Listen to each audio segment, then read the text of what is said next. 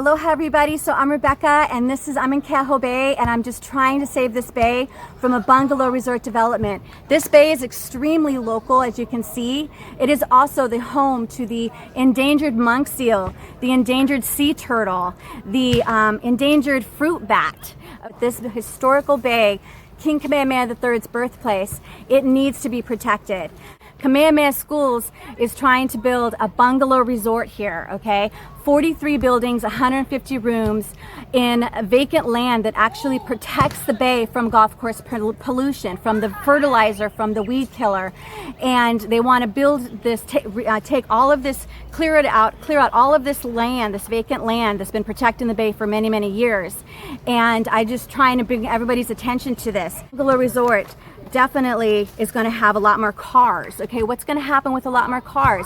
Well, it floods on both sides of this bay, on the north side and the south side. When it rains, it floods, and there's oil that comes up on the surface, and it floods into the bay on the north and the south side. And let me tell you, the car emissions by stormwatershed.org, I took this from, car emissions are not limited to exhaust fumes that contribute to air pollution. They can also leak automotive fluid and release heavy metals that can contribute to storm water pollution, contaminating local waterways, as you can see with the video of the flooding.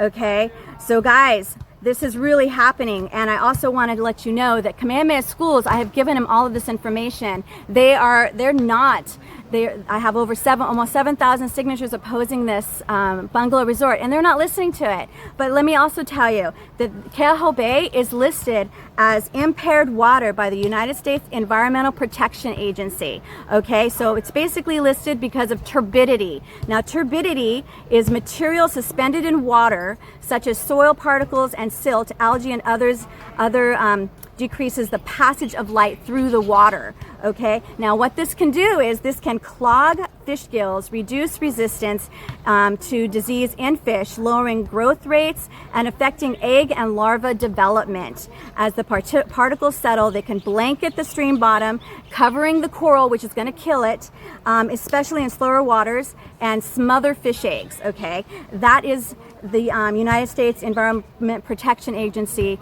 They're supposed to be cleaning up this bay and not further causing further pollution, which is what this development is going to be doing.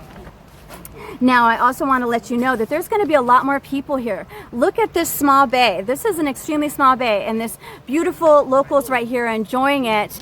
And if you're talking about 150 rooms, you're talking about hundreds of people. If it's maxed out, it could be over 300 people. We're talking families, right? Families are like 3-4 people, and then their friends can come and visit. Okay, now this is by NOAA. NOAA clearly states a high population in a place where monk seals and sea turtles habitat can be a serious disturbance for these endangered species.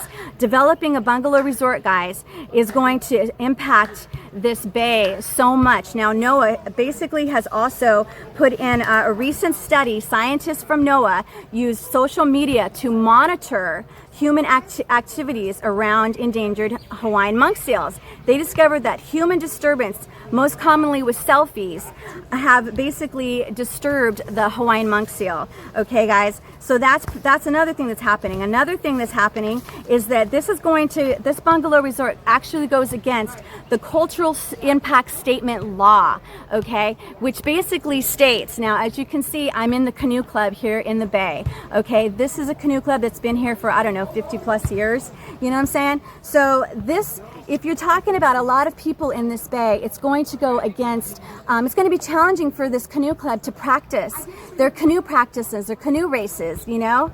And basically this is, let me read you what the cultural impact statement law says. Defined by the State Historic Preservation Division to determine whether an action may have a significant effect on cultural practices, particularly Native Hawaiian traditional and customary practices. We're talking fishing, we're talking canoe racing, which shall disclose any cultural effects of a proposed action, including the cultural practices of the community. We're talking, they have baptisms here. They have celebration of life services here, you know, and state proposed measures to minimize adverse effects and alternatives to the action and its cultural effects. This bungalow resort is going to take away from the canoe club practices, the fishing of the fishermen that are actually in this bay.